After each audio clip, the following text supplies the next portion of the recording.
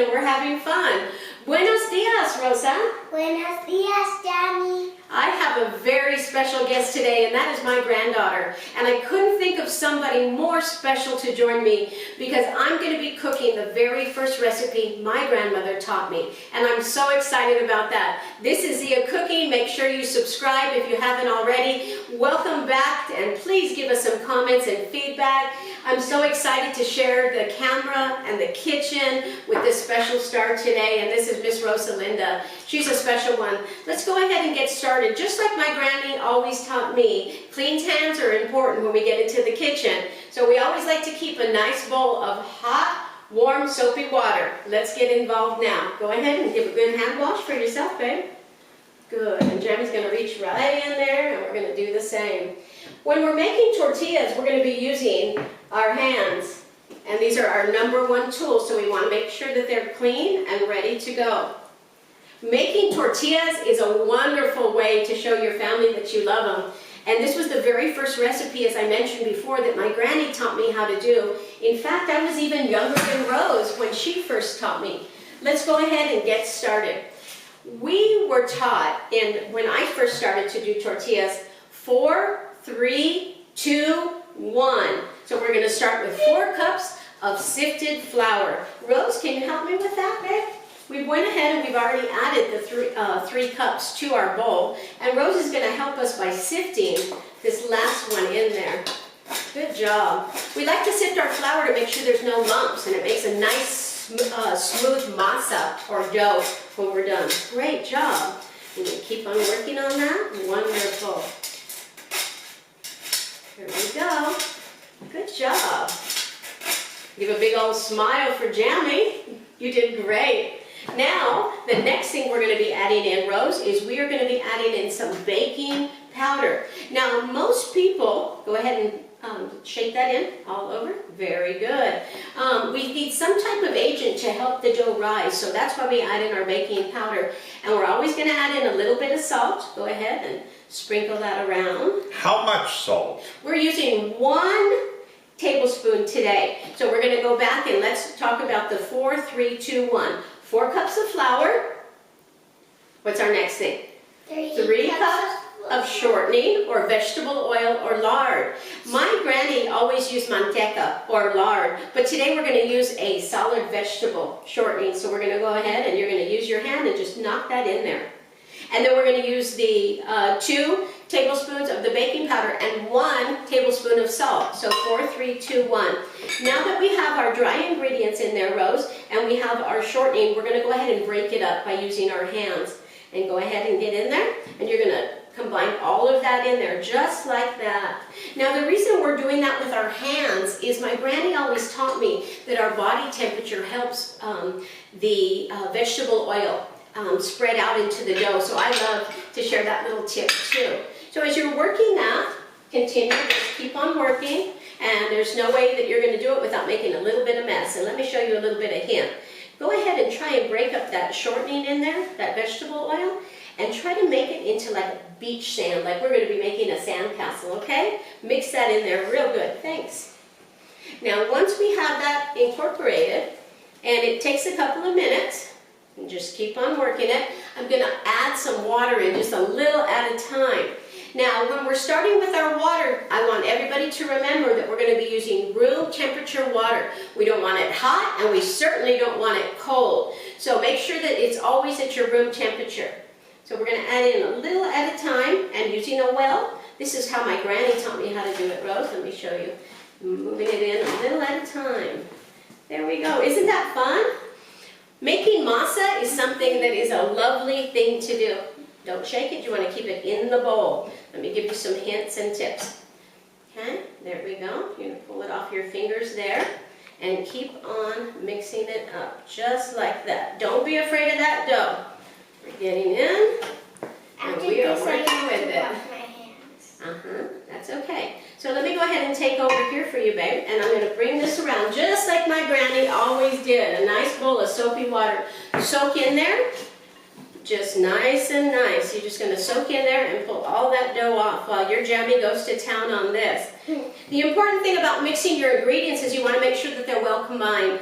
And the next step that we do is once we incorporated all of this together, we are going to really work my dough. And when I say work it, I like to knead it for at least a good 7 to 12 minutes. Sometimes I even go a little bit longer if necessary. Here you go, love.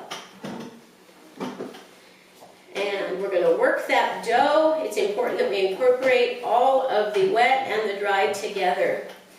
This is fun. So for our show today, I went ahead and rather than have you watch this dough rise for 20 minutes, Rose and I were very thrifty today and we prepared some dough so that it's ready to go in the bowl behind us.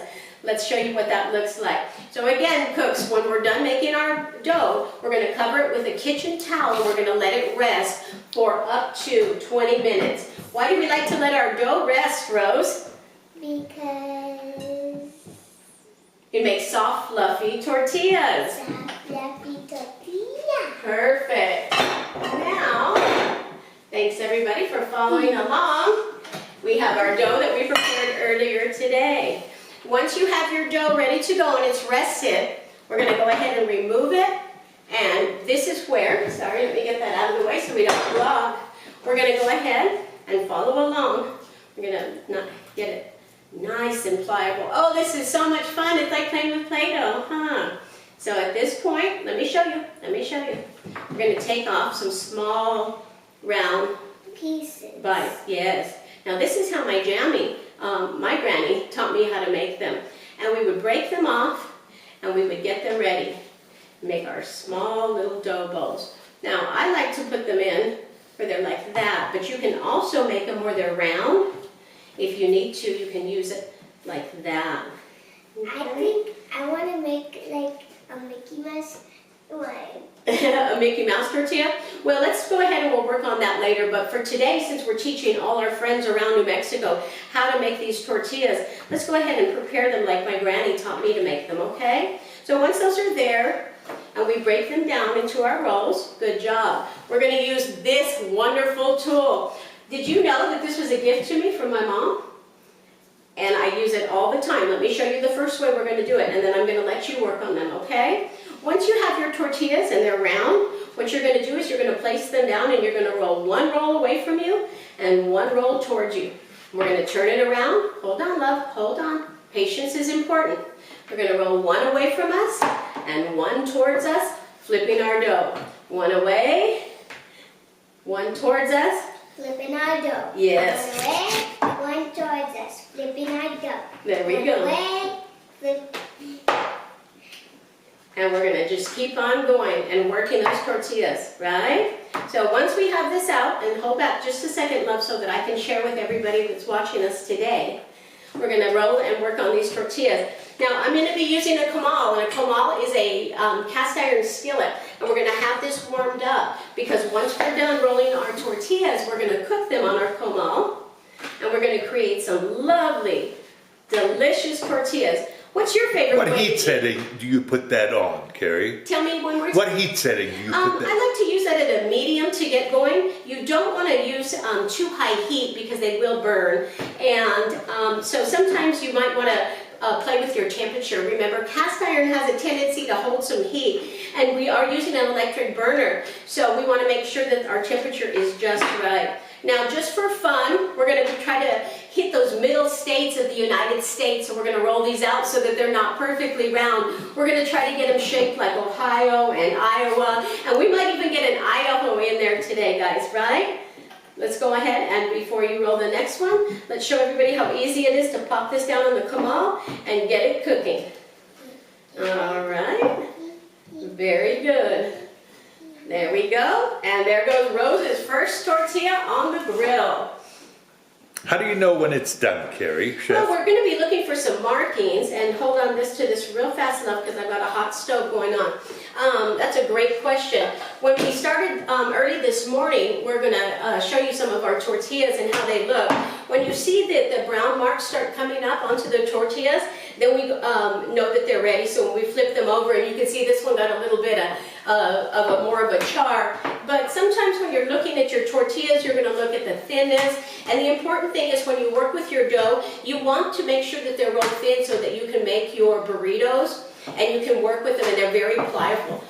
This is a really, really good recipe for those who are looking to use these for later. Right off the bat, I like to spread butter on mine. Make sure you take a look at some of our previous videos that we have, because I have some delicious flavored butter that is fabulous. And these are perfect with soups and stews. Yep, thank you, Miss Rose. And they're perfect with soups and stews. Tortillas are a traditional type of bread that you'll find just about on any kitchen in Mexico. Great, let's go ahead, and we're almost done with this one there, and you can go ahead and start on these next ones making. This is a wonderful way to get your kids in the kitchen. It's a great way to share family history and stories. Make sure that you leave us any comments or any questions that you have.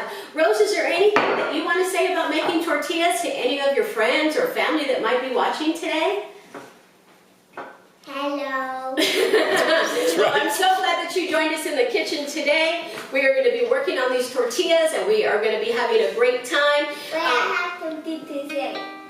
Hello, my name is Rosa. All right, thank you so much for joining us in the cooking kitchen. My name's Carrie. Make sure you click subscribe. We love having our family. We love sharing stories. I grew up with an amazing grandma, and she had the smallest kitchen in the world, and it was always a pleasure for me to get to sit and work with her. Thank you for following along, and thank you for being my special guest today, Rose. Let's go ahead and tear into this. Shall we try some? Yes. Awesome. I want butter. All right, go ahead and spread that on there for you. And I am going to go ahead and do it like that. Oh, these are really, really good.